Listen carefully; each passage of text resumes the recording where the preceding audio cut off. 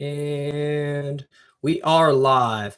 Welcome everybody to another episode of the Cody Miller Show, brought to you right here on my YouTube channel. I'm your host, Cody Miller. Thank you guys for joining me today as we talk about all things in the world of swimming. That's racing, that's training, that's sets, that's nutrition, that's whatever it is you guys want to talk about. That's what I'm here for. And hopefully my audio today is a little bit better. I'm going to push forward. I've been messing with it, but I'm on a tight schedule, so I'm going to try to push forward. So without further ado, let's get to your questions. And this show is primarily me taking email questions from the viewers, people who watch my vlogs regularly. And first of all, how do you get your question answered by me on the show? Send me a question to TheCodyMillerShow@gmail.com. That's TheCodyMillerShow@gmail.com. And maybe, just maybe, you'll get your question answered by me. And please, guys, when you send me an email, try to keep those emails relatively short and put the topic in the subject line so that I know what your email is about, because I get a lot of emails and I want to try to get through them. So without further ado, let's get to your questions. And the first question today comes to us from Carl. And Carl says, why do swimmers immediately pull off their caps at the end of a race before they come out of the water? Well, I think you're probably referring to the dome caps, the racing caps that we wear. I rip mine off like almost immediately because it's really tight and it's somewhat uncomfortable. That's really the only reason. Oftentimes at big competitions, we're in our cap and goggles for 10, 15 minutes prior to the race. And I wear a latex cap over my goggles and then a racing dome cap, which is a thicker silicone cap on top of that. And that's pretty tight and it's not comfortable to wear for a long period of time. Like I would never want to wear a racing dome cap for like, an hour or like for a full practice. So people just kind of take it off right away. Interesting question. Thank you, Carl, for the question. That's pretty much it. It's just a comfort thing, just to get out of it right away. That's it. All right. And our next question today comes to us from Larry. Larry says, hi, Cody. Love your show. Thank you very much. I appreciate it. Question, never see you eating anything before your morning practice. Do you eat anything at all or just hydrate? Thanks. Good question. So for years and years and years and years, I always made sure I had a light snack before morning swim. Even when I had like a 5:45 a.m. morning practice, I would have like a pear or like a granola bar or something small. And then obviously hydrate. Like I drink quite a bit of fluids before diving in and swimming practice. However, recently I haven't been eating anything. And I think part of that is because right now I'm in a phase where my morning trainings are lighter than my afternoon sessions. And I know that it's not super rigorous, so I don't feel like I need to.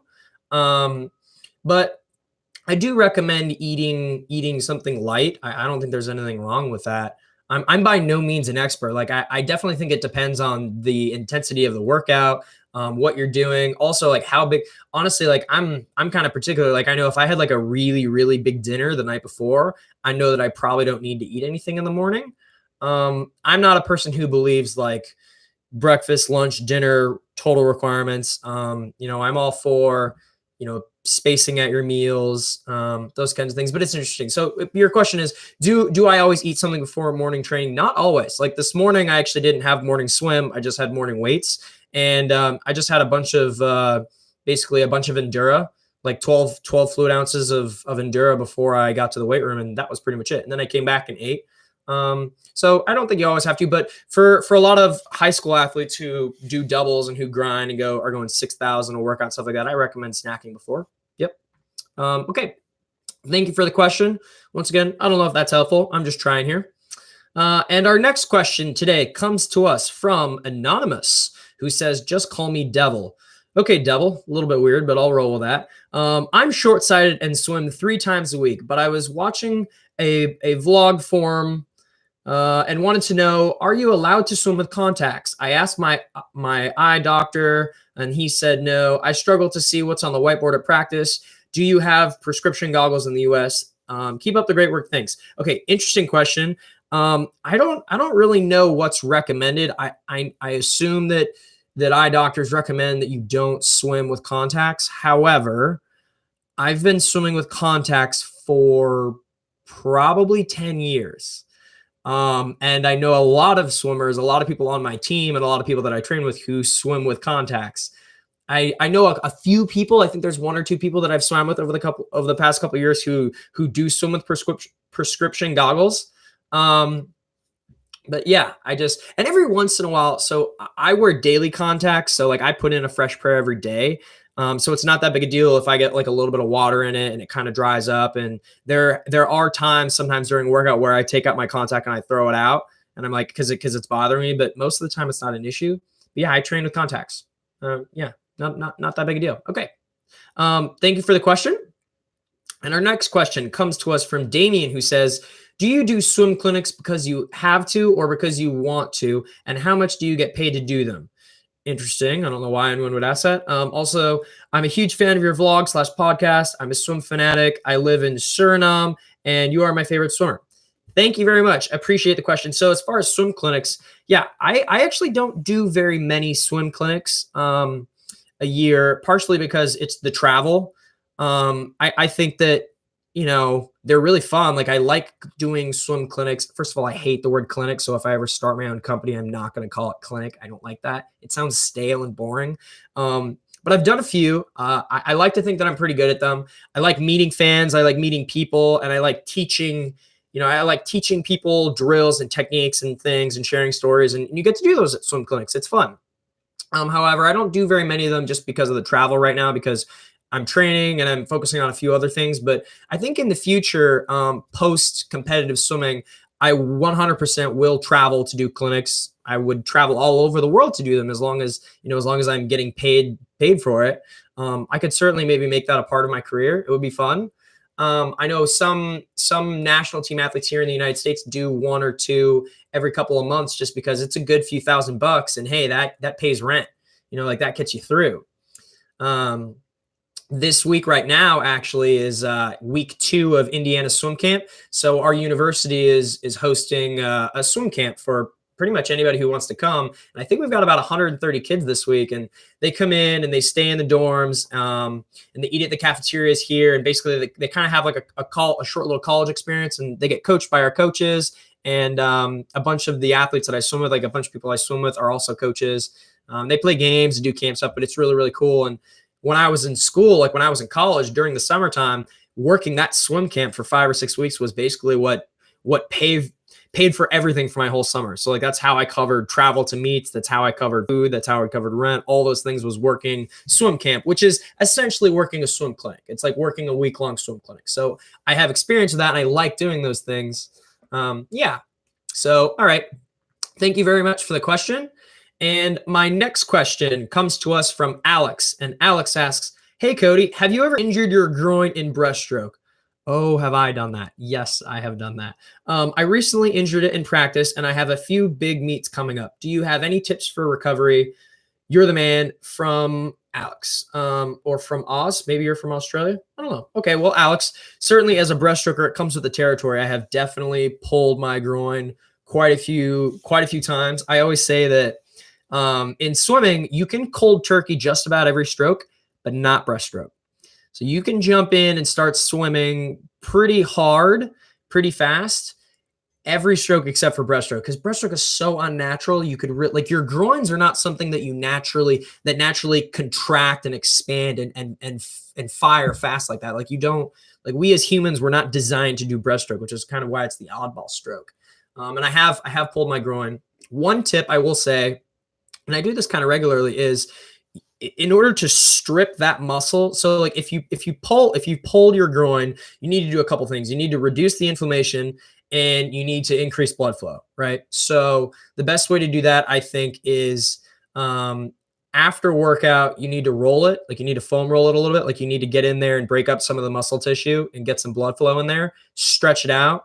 And then I'm not a huge proponent of ice, but icing it will help take the swelling down afterwards. So definitely roll it and work on it before, and then ice it afterwards. But what I recommend is I have like a big medicine ball. I mean, like a big medicine ball, like a 12-pound ball that's like, bigger than the size of a basketball. And if you pivot yourself and kind of lay on it sideways and sit up, you can put all of your body weight into your groin on the medicine ball, and you can kind of roll up and down. And that giant surface area will kind of roll up and down basically your groin all the way through your gracilis.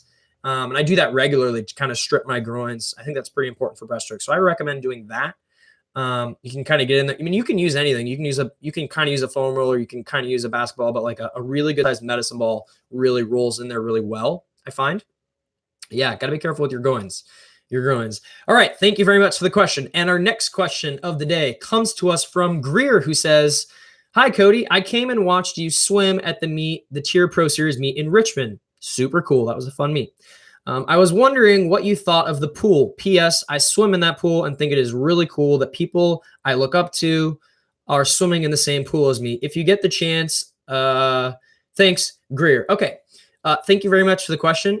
I believe the Richmond Pro Series pool is actually the Murtha pool that was built for 2008 U.S. Olympic trials, I think. So it's a Murtha pool. So that pool is great. Like the pool was awesome. Racing in it was a really good pool. I think I won the 100 breaststroke at that meet. It was fun. I'd never been to Richmond before. I really liked it. And the facility was great. I thought it was a really solid meet. I thought it was a really well-run meet. I thought it was a good venue, good stands for meets. And it's always fun hearing people who watch me swim or who are into swimming go to the same pools as me, and that kind of stuff is super cool. So yeah, I thought the pool was great. It was kind of cool because 2008 Olympic trials in 2008 was my first Olympic trials, and it was the first time I'd ever swam in a Murtha pool like that. So swimming in it again was kind of cool, kind of interesting, bringing me full circle. Yeah. Okay. Thank you for the question. And our next question of the day comes to us from Omar, and Omar says, "Hi, Cody. I'm a young swimmer, and firstly, I want to say that you are a great inspiration to me." Thank you very much. Question: what would my lifestyle? Oh, sorry, let me start that over. What should my lifestyle be like now that I am 12 years old? I am a 12-year-old swimmer trying to ensure that I become a pro swimmer. This is like one of the best questions. I love this question. So you're 12 years old and you want to ensure that you become a professional swimmer. I love that.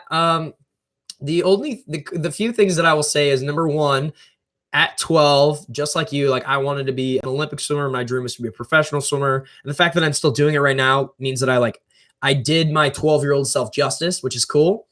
I would recommend, number one, make sure that you're having fun and that you're liking it. That's the most important thing. You have to be enjoying what you're doing.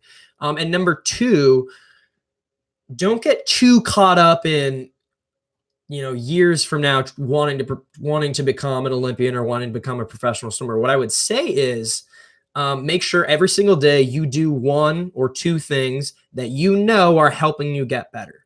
And those can be little things or those can be big things. Those can be having the best set of your life, going best in practice times during a hard set, or those can be just, hey, it's 8:30 and you're getting kind of sleepy, but you want to stay up and watch whatever TV show or whatever you're watching on YouTube. Maybe put your phone away or go to bed. Just making little decisions, like small little decisions during your days over time will add up to success, in my opinion. So number one, don't put too much pressure on yourself, right? Make sure you're enjoying yourself and make sure every single day say yes to one thing that is good for you and maybe no to one thing that is not great for you, right? Like, there are little decisions here and there that can help you ultimately achieve your dreams, which is the best piece of advice. But number one, make sure you're having fun. That's all I would say. I love getting those kinds of questions. That's great. Thank you, Omar. All right. And our final question of the day comes to us from, I think it's pronounced Durko, or yeah. I'm sorry. You're from South Africa, so I'm butchering your name. I'm sorry, but hello. Your question says, "Hi, Cody. I'm a huge fan of your vlogs. Keep up the great work. You're a massive inspiration to me. Much love from South Africa." Thank you very much.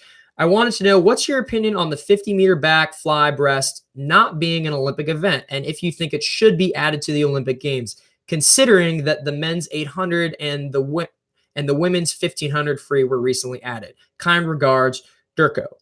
I hope I'm saying your name right. So, yeah, this is something that I know I've talked a lot about, and I will certainly keep talking about. The fact that 50s of stroke are not Olympic events, and yet they just made the men's 800 and the women's mile an Olympic event.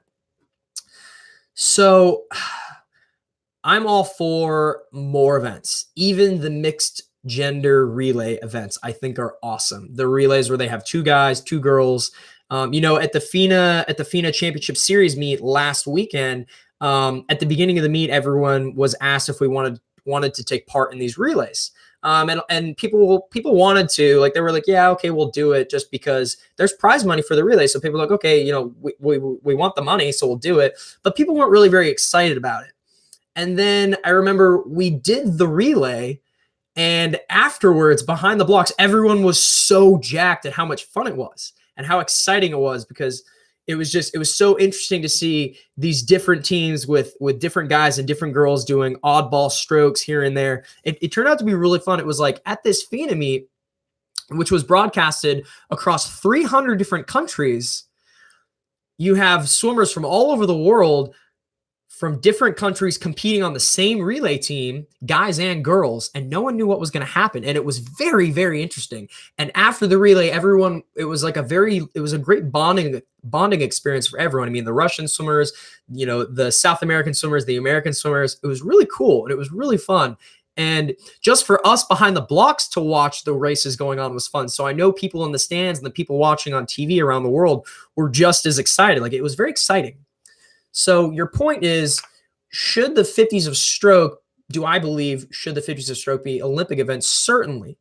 I mean, they just made those relays an Olympic event, and they did that because swimming is one of the most watched sports in the Olympics. It's exciting, and it gets people engaged. And 50s of stroke, I would argue, are the same.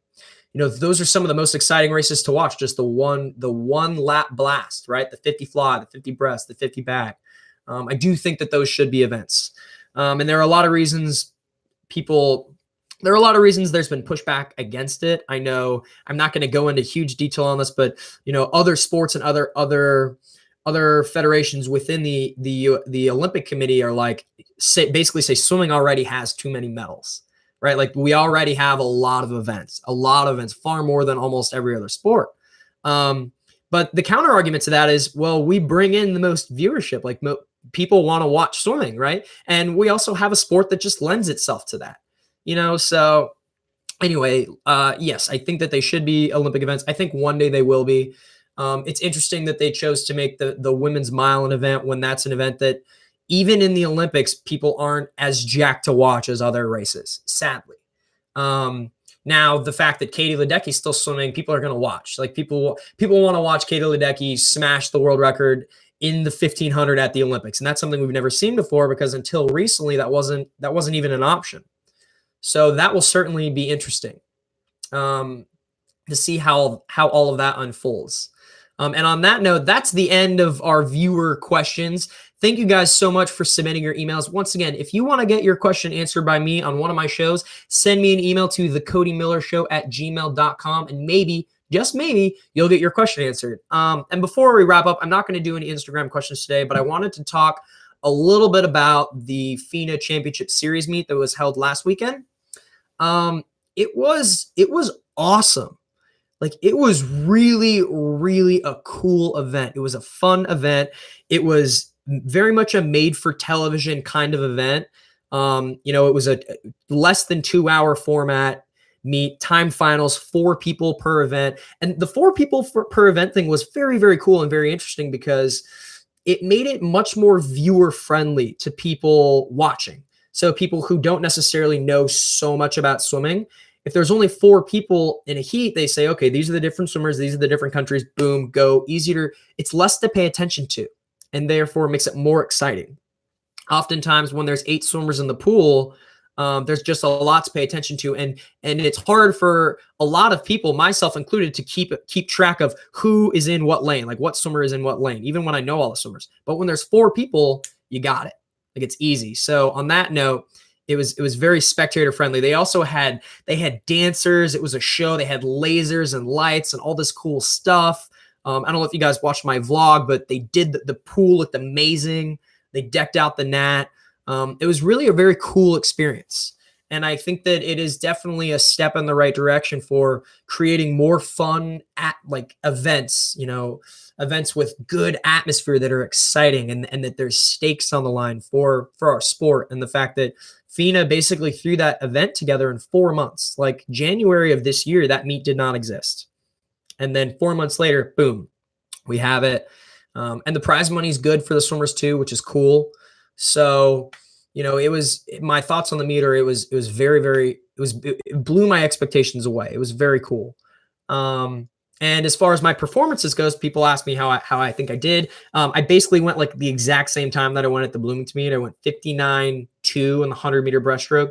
I didn't get to do the 200 breaststroke at the FINA meet. I would have loved to. I was actually talking to Anton, the Russian 200 breaststroker who won the event, about how much I wish I could have swam it. But I wasn't invited. I wasn't invited in that event because I hadn't raced that event long course in like 2 years, basically. So I didn't have the ranking for it. That's why. But the interesting thing was when I swam my race in Bloomington and went to 59.2, it was great. And I've talked about that before. And the way that I executed the race was good. I executed well. There were certainly things I could do better, but it was executed fairly well. And when I swam my 100 breaststroke in Indy at the FINA meet, when I hit the wall, in my mind, I was like, okay, that wasn't a very fast swim. Because I had a super deep breakout on the start. I had a very shallow breakout, overcorrected on the wall at the 50 mark. I spun, I caught air for about 3 strokes. I didn't quite hit my rate the ways that I needed to. I didn't build into it right. So overall, it was very poorly choppily, if that's even a word, choppily executed. And I turned after touching and finishing and saw my time. And I was like, oh, that's actually pretty good. That was actually a pretty good, that was better than I had expected. And I won the race, which was great. It was awesome winning in basically my hometown pool again. And I knew that I won because I could see the field to my left. I was in an outside lane, so I could see the field. So I knew that I'd won the race, but I didn't expect to go that fast. And the fact that I went that fast, having made some critical errors and some mistakes, is definitely a confidence boost because I was more springy, more poppy, felt more powerful leading into that meet, far better than the previous meet, but I went the same time so basically long story short is like, okay, what I'm trying to take away from this is if I can execute a better race when I'm in that condition, when I'm even just a little bit more rested, like I rested a little bit more for the FINA meet than I did the Bloomington meet by design. I just happened to not execute the way I should have. If I can put all those pieces together, then I think I'm in line to go a best time, right? I think I'm in line to do something really cool. So that's exciting. So those are kind of my thoughts and feelings on how the meet went overall. Yeah, it was certainly a fun event. And I've actually got another meet at the Nat this weekend, not nearly as big of a meet, but I think Indiana University is throwing it. I think. Yeah, it's called the Councilman Classic. It's a meet at the Nat this weekend. I'm swimming Saturday, so I'm racing Saturday. And basically the objective of racing Saturday is I'm only racing that day. That day's the 100 breaststroke, is try to go as fast as I can, being super, super, super tired. Because right now I'm super beat up. Like we're making a huge push in the weight room. Basically, we're like 7-ish weeks to Pan Ams. So I've got like a good 5 weeks of hard training before I taper. And it's like, okay, can we make strength gains in the next few weeks? And in doing so, I'm pushing it in the weight room and I'm like really tired, really beaten up, really sore, really hurting. And we're just going to try to race like that and see how good I can get and how well can I execute when I'm tired, right? To prepare me for later this summer. That's kind of where we're at right now. So yeah, I think that's all I wanted to talk about. On that note, I think I'm going to wrap this up. As always, make sure you guys are following me on social media at Swim Miller on Twitter and at Cody Miller on Instagram. Vlogs every Wednesdays. And by the way, there's 2 vlogs this week. I've got a vlog dropping Wednesday and a vlog dropping on Friday, which is super cool. I might start doing more than 1 a week, but right now, certainly 2 this week. Thank you guys so much for submitting the questions. Once again, if you want to get your question answered by me, it's easy. Just send me an email to TheCodyMillerShow@gmail.com.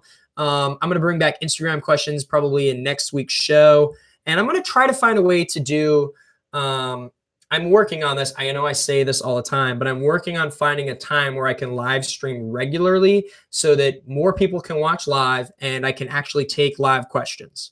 And I don't know how I'm going to go about doing that yet, but that's certainly a thought. So if you have any ideas, tweet me them, whatever. Yeah. So anyways, thank you guys so much for joining me today. And until my next video, I will see you guys later. It's been pretty